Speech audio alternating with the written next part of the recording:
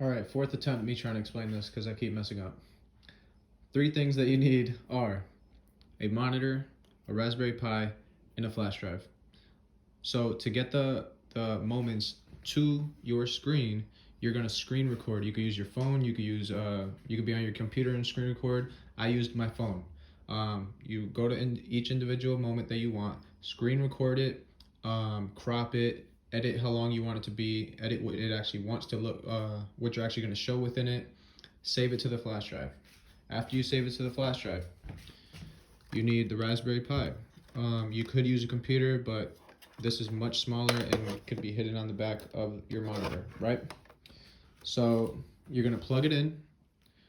It's going to open up the video player that you're going to use, and then you're just going to play the video, select the loop button so that when the video ends, it'll start itself back over and you don't have to touch it. It'll just keep playing itself. Now for setup, now that you have that set up, you have two options on what monitor or what display you want to use.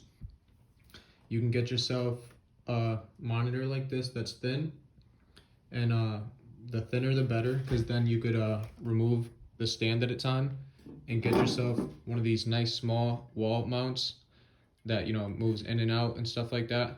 But that's super small. It'll lay flat against the wall, and this being skinny, it'll look fine. Or you can take an old screen from an old laptop and make it into a portable monitor. I'll leave a link in the description on how to do that. It'll cost you about 20 bucks for the part that you need, but I want to do this because it's super thin. It's like thinner than a notebook, right? And it'll hang on the wall, pretty much look like a picture frame. You can, change the color of this or cover that up or do whatever you want, but it's much thinner. But it isn't such a bad idea to go with a wall-mounted monitor either. It'll look nice. Go to Goodwill, get yourself a monitor for $10-20, and you could do that. So now I'll show you which app I actually use. The reason why I use the app to edit the moments is because it's super fast. I thought of this literally last second, and it took me about 10 minutes to do.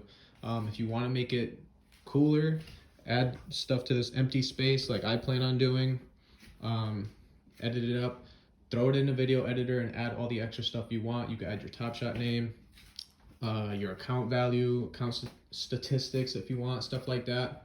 What you see on the screen is just what I did in 10 minutes. But for those who have more time, throw it in a video editor. You can do a lot more with it. Okay, also my dog Deku said he wants to be in the video, so here he is.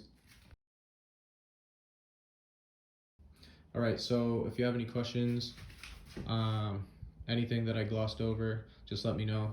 I'll do my best to explain it, but I tried to make this explanation straight to the point. So thanks.